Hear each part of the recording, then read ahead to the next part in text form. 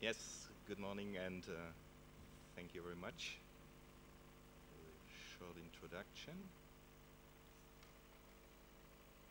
I'm waiting for the slides. Yes, there's the German Hub. Before I give you some short examples on experiences made in Germany, I would like to give you a short overview about the background in Germany. So with a population of a bit more than 80 million inhabitants in Germany, we have R&I staff in total of almost 600,000, of which 350,000 are definitely researchers. You see the proportion of female researchers in that, which is only 75,000, and most of the researchers are working in business, so more than 60%, and there's also the main budget, research budget. It's a proportion of more than 50% in business research. Oh, this is, okay, fine.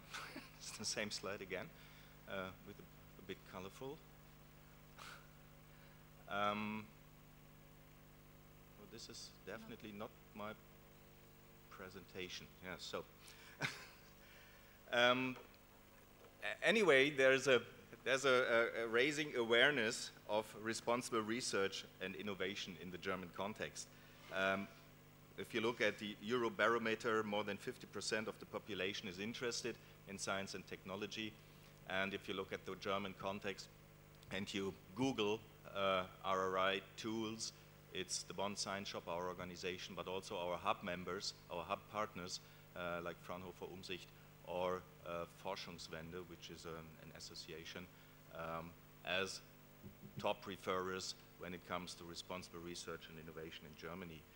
It appears at the part of the Science with and for Society activities and is mentioned there, but if you try to give a general picture, there's a growing interest among all stakeholders groups on responsible research and innovation, but there's a clear focus on public engagement. A couple of activities run around how to involve civil society primarily, but also more and all stakeholder groups into research activities. Public engagement, and especially from our perspective, forms a key approach in delivering responsible research and innovation. And what definitely happens is civil society organizations are extremely underrepresented in those committees that set the research agenda. So they only have little or no influence. So therefore we say research agenda setting, cooperative research with and for civil societies in the RI process is necessary, because we need to understand the views of civil society organizations. We have to listen to their needs, and we have to consider their concerns and requests. But when it comes to responsible research and innovation, and to implement responsible research and innovation in Germany, and I believe it's not just the case in Germany, we have to think about barriers, and we can talk about incentives. As any other hub in this RRI Tools project, we ran a stakeholder workshop, a stakeholder consultation workshop, and just to give you some of the results we had taken out of this workshop. And one is, RRI is not really high on the business agenda. So when it comes to business and companies, it's not that high. And therefore, I'm really happy to have one of our hub members here who's working in this field, and it's my colleague, and you might talk to him later, because they offer innovation audits, for example, for small and medium enterprises. Of course, when it comes to cooperation of different stakeholders, it's always the fear that there will be unexpected results, and I think if you plan a research dealing with unexpected results is a very tricky thing. So this is one of the barriers that might come up. Sorry? No, okay. One other element, if you want to implement a more participatory activity, a participatory research, this is not really relevant for individual researchers' careers. But if you want to get more into responsible research innovation, if you want to offer incentives that it's more applied, it has to come along with respective tools.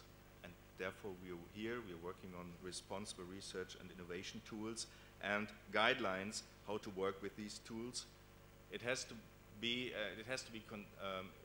performed in a way that responsibility is shared among all those involved in the research and innovation process. And what we are going to present, especially here in this HUBS event, it's learning from best practice and experiences others made. So, for example, how can cooperation between higher education institutes, research institutes, and civil society be arranged? So therefore, I would like to introduce some, in a short way, some best practice we identified for the RRI Tools project, and these are just a few. And in the presentation outside, in the hall, you will find more digitally displayed than just these three. First of one, it's one of our, of course, I refer to our hub partners. In this project, it's Forschungswende. It's a project that consulted civil society organizations on their needs for research, especially for policy for research. So in the end of this process, they published a policy paper on CSO demands for new science policy in Germany, which is the first time that it happened, that not only the major civil society organizations and NGOs were contacted and asked what their impression is how science research policy should change in Germany. The second one is from our other partner who work in a cooperation. Fraunhofer is a research organization, as is Helmholtz or the Leibniz Association, and they're right at the moment on the way to develop a handbook for sustainable research with an information toolkit for sustainability in management and networking in non-university research organizations. I think this is a very promising approach that not the biggest, but big research associations and organizations in Germany are approaching more than just one aspect of responsible research and innovation. And another example I want to present, because it's from my own personal working background, I'm talking about science shops. Science shops are mediators between civil society requests and research resources, and from our understanding, they're a best practice in responsible research innovation because they live engagement with and for society. It's the blood, which Carlos has demanded before. They are responsive to the civil society needs. They anticipate with meaningful openness because they listen to emerging problems on the smaller scale, but also on the bigger scale in society. By involving students in solving these problems, they one minute. You have 1 minute. Yes, I'm almost finished. Thank you. They contribute to education, and of course the results are freely accessible. So what are we going to do in Germany? There are a couple of activities on the ministry level. For example, Forschungswende and the State Ministry of North Rhine-Westphalia for Education and Research. They are running a workshop on how much research do civil society organizations need.